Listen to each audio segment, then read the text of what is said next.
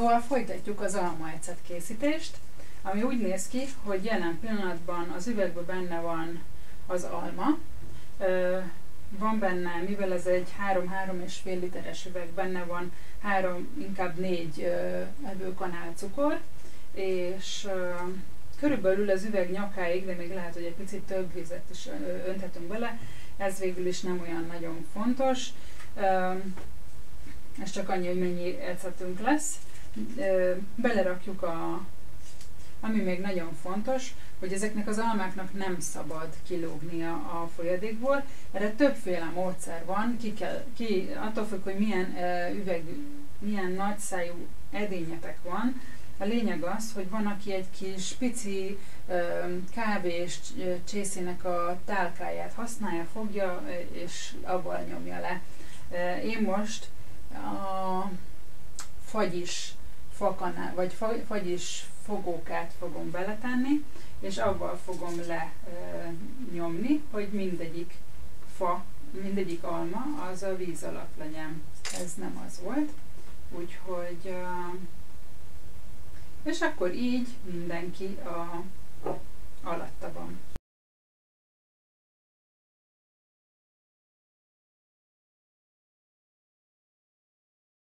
Ami még egy kis trükk, és ez olyan krisztis, szóval, hogy itt van a kertben egy megyfa, ő tipikusan az, aki 30-40 éves fa körülbelül, sem metszve, se semmi nem történik vele, és elraktam, egy erdélyi hölgy, csupa ilyen csodát tanulok tőle, a fermentálástól kezdve például a mégyfának a szárátból, hogyha valaki megfázik és teát csinál, akkor pikpak tök jól gyorsan lehet javulni. De azt nem mondta senki, hogy én ezt 2019-ben raktam el. Úristen, ilyen megyillatot emberek nem éreztetek még, csak hogyha ilyet elraktatok. Igazi, isteni, finom megillata van, és ebből én bele fogok tenni. Egyébként én ilyen ágacskákat, meg ilyesmiket szoktam használni leszorítónak. Tehát a káposztánál a káposztának a nagy levelét, és stb. Úgyhogy én most ebből fogok beletenni. Hát ettől meg fog bolondulni az ecetünk.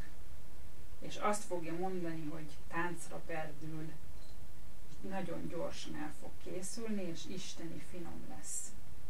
Szóval ez egyáltalán nem szükséges, és nyilván, ha nincs ilyened most, akkor ez nem probléma, mert az almaecet úgyis isteni lesz, olyan, mint amilyent még soha nem kóstoltál, és ez csak egy kis plusz.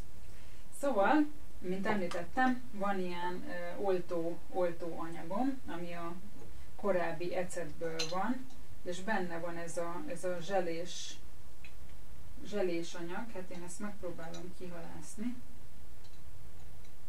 de ő ezt nem akarja, úgyhogy nem egy gusztusos történet, és amikor el fog készülni, akkor sem lesz nagyon az. Teszek ebből bele így egy meg még egy, igen, ez lesz az. Hát belepottyant végül, úgyhogy beleraktam azt a kicsi kicsi maradék ilyen zselét. Angolul egyébként olyan helyes neve van, úgy hívják, hogy mother, tehát ecet anya. Úgyhogy én beleraktam ezt a kis pici kezdésnek, ezt a kis pici ecetágyat, illetve raktam hozzá egy 1,5-2 evőkanálnyi ecetet. Ugye mondtam, hogy semmit nem kevergetünk fémmel, fával, üveggel, és minden sterilizálva, minden egyes folyamatnál sterilizálva. Úgyhogy egyelőre most itt ez a folyamat, és akkor, ami nagyon fontos, erre is egyébként több praktikus dolgot láttam, Van, aki én nem iszom ilyen lefőzött kávét, de van vagy a teát, vagy a kávét egy ilyen papír szűrő, vagy valami ilyesminek hívják, ilyen filter, és ez pont jó ennek a tetejére, és egyébként nagyon szép is lesz tőle, mert én vallom, hogy ezek olyan csodásan szépek, hogy igazán érdemes megdíszíteni, hogyha tudjuk, hogyha valami ilyen egyszerűen szép tud lenni. Ennek most neki fogok állni még egyszer. Akkor miért ne legyen szép? Hiszen itt fog állni a kis pultunkon, vagy helyiségünkben kb. 6 hétig. Szóval ő lenne az egyik verzió, de a másik verzió, hogyha van ilyen tejzsákotok, vagy sajtkészítő, tehát egy ilyen géz tiszta, az a lényeg, hogy teljesen, akkor ezt is rá lehet rakni, és mint látjátok, ebből is nagyon szép lesz. Úgyhogy gyakorlatilag ő itt így most elkészült, és még elmondanék róla tippeket, hasznos tudnivalókat. Egyrészt ecetet bármilyen gyümölcsből készíthetünk, vegyes gyümölcsből is, körtéből is. Én most azért hoztam ezt az almát, mert ez a legelterjedtebb, és egyébként a legolcsóbb. Tehát általában almához hozzá szoktunk tudni jutni, pláne mondjuk ilyen, mondjuk picit hibás, tehát attól az még nekünk teljesen jó, maximum azt ki kell vágni. Tehát inkább legyen picit hibás, nagyon savanyú, nagyon ízetlen alma, de bio, mint hogy nagyon szép, de ki tudja, hogy honnan. De mondtam, a nem bio almát is nyugodtan fel lehet használni, csak le kell szedni a héját. Mindenképpen le kell szedni a héját. Úgyhogy egy csomó hasznos információt hoztam, hogy miért is jó almaecetet készíteni és inni. Őszinte leszek, megtanultam ugyan, de azért ellenőrzésként leírtam. Szóval, hogy ugyan sav, de mégis lugosít. Ez ugyanúgy, mint a citromos víz, amit reggel szoktunk inni, legalábbis én reggel finom, meleg, langyos citromos vízzel kezdem a hidratálását a testemnek, és az is ugye sav, de mégis lugosítja a szervezetet. Így van ez az almaezettel is, tehát lugosít, és ettől függetlenül a nagyon jó savat viszünk be a gyomorba, tehát az emésztés minőségét elkezdjük megemelni. Aztán megakadályozza a zsír lerakódását, és kicsit csökkenti az étvágyunkat, ugye aki fogyni szeretne, annak ez különösen jó hír, hogy csökkenti az étvágyat, az édesség utáni sóvárgás, tehát a vágyat, hogy úristen enni szeretnék valami édeset, hogy így én azt szoktam mondani, hogy kaparok, mint az egér, hogy úristen valamit kéne enni, és lehetőleg édességet. Hát ez gyakorlatilag szerintem teljesen el tud tűnni, vagy nagyon minimálisra tud csökkenni. Az almaecet salaktalanít is, ami azt jelenti, hogy szépen elkezdi kivinni a szervezetünkből a számunkra nem tápláló és nem minket támogató dolgokat. Nagyon jó hatása van, mert ezeket az érrendszerre is nagyon jó hatással van. Aztán a homok, meg ezeket az apró lerakodásokat elkezdi szépen feloldani, és utána szépen így, ahogy iszunk megfelelő mennyiségű folyadékot, akkor ezt így kimossuk a szervezetünkből. Ez nagyon fontos, mert azért egy idő után, pláne aki mondjuk, én ha magamból indulok ki, akkor engem sose senki nem tanított, gyerekkoromban nem is láttam, hogy fontos inni, úgyhogy én 30-as évek, tehát nem is tudom, mert 30 éves koromban is még csak talán egy-két pohár folyadékot ittam meg, hát ez azóta rendesen megváltozott. Szóval igen, nagyon jó hatással van, ha étkezés előtt isszuk, mert mint mondtam, az emésztésnek a minőségét javítjuk, tehát amikor beviszünk, pláne hogyha tudjuk, hogy mondjuk egy jó nehéz, aki mondjuk nem vegán, de a vegánba is lehet mondjuk zsírosabb ételt készíteni, vagy ha máshol lesszük, akkor lehet, hogy ott ők zsírosabban főznek. Tehát előtte, ha iszunk egy pohár almába beleteszünk egy, maximum 2 evőkanál almaecetet, hogy ha valakinek zavarja ez az ízvilág, akkor bele lehet rakni, ha nem vagy vegán, mézet, hogyha pedig mással szeretnéd, vagy nem szeretnéd cukrosat bevinni, egyéb sok más ok miatt is nem használsz cukrot, akkor pedig én például stevia-t használok, javaslom neked is valamilyen megoldást, aminek a glikémiás indexe 0, nem viszi föl a cukrot, tehát gyakorlatilag teljesen jó, mégis ízt ad. Én azt hiszem, hogy tavaly csináltam, vagy is tavasszal, már nem tudom mikor csináltam, de bodzából csináltam stevia-val bodzaszörpöt, életem első kísérletezése volt, elmondom, hogy szuper jól sikerült, úgyhogy én most abból öntök reggeli, én ebéd után szoktam inni egy 4 deci pohárba rakom bele a vizet, hát egy olyan 2 evőkanál körülbelül almaecetet, és akkor pici bodzás, stéviás szörpöt, és hát egyébként én imádom. Tehát nem tudom, mi lesz, ha elfogy a bodzaszörp, de egyelőre imádom. Ki kell kísérletezni, hogy neked mi az, ami, hogy jobb neked.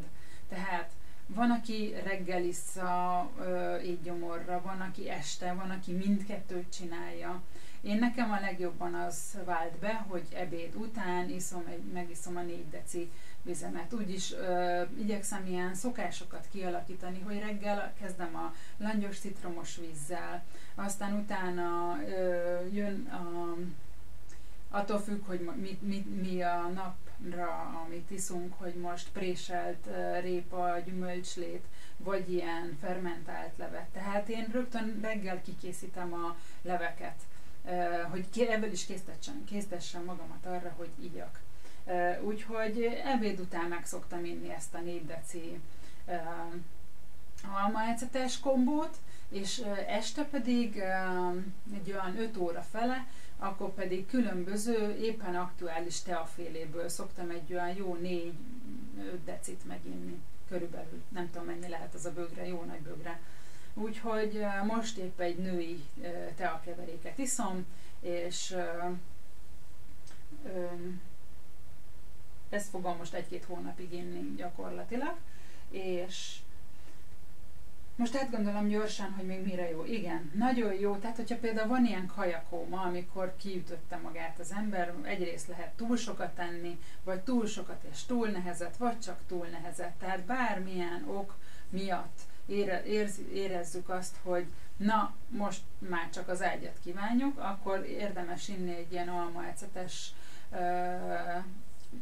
keveréket, mert az rögtön segít. Ez olyan, mint egy felmentősereg, hogy a gyomornak ad egy ilyen na, jövünk, és akkor segítünk emészteni. Úgyhogy ezt rögtön fogja érezni, aki éppen ebben az állapotban van. Aztán aki refluxos, annak is érdemes ebből kitalálni, hogy mikor szereti meginni, miután, és akkor az fog neki segíteni. Úgyhogy akkor is, ha véletlenül úgy adódott, hogy sok cukrosat ettünk, tehát beszabadultunk a kedvenc cukrászdánkba, ami azért lássuk be, hogy egyrészt a szemed gyönyörködtető, aztán még finom is, meg stb. Tehát ha én bemegyek egy hagyományos cukrászdába, még én is azt mondom, hogy úristen, de általában az én elveimnek megfelelő cukrászdába megyek, hogyha éppen megyek, úgyhogy ez általában vegán vagy nyers vegán édesség, de ez most nem is lényeges. Egyébként abba is lehet cukor, ha éppen úgy adódik, úgyhogy akkor is érdemes inni almaecetes, ezt a kombót, szóval mindenképpen jót fog tenni. Mit lehet tudni? Azt lehet tudni, hogy már Hippokratész is gyógyított az almaecettel, és Nobel-díjat is kapott egy úriember azért, mert felfedezte, hogy gyakorlatilag a szervezetünknek szüksége van gyümölcsecetre, tehát valamilyen mértékű gyümölcsecetre. Hát azt hiszem, hogy ez eléggé mélyen feledésbe merült, hogy erről én most, hogy kutattam ezt a témát, láttam meg, illetve ez az 1800-as években volt, és a dolog éppen nagyon-nagyon aktuális. Volt valamilyen járvány Már nem írták meg, hogy milyen járvány, de valamilyen minden második ember meghalt járvány, és megfigyelték, hogy vannak emberek, akik nem haltak meg. És kiderült, hogy almaecettel megfogták, vagy megmosták a kezüket, vagy ittak. Tehát lényeg az, hogy almaecet, azok az emberek nem betegedtek meg. Ezt most csak úgy zárójelben jegyzem meg. Úgyhogy viszont hatalmas felkiáltó jelekkel a végén. Úgyhogy igen, az ajánlott mennyiség az 1-2 pohár maximum, 1-2 evőkanál poharanként, és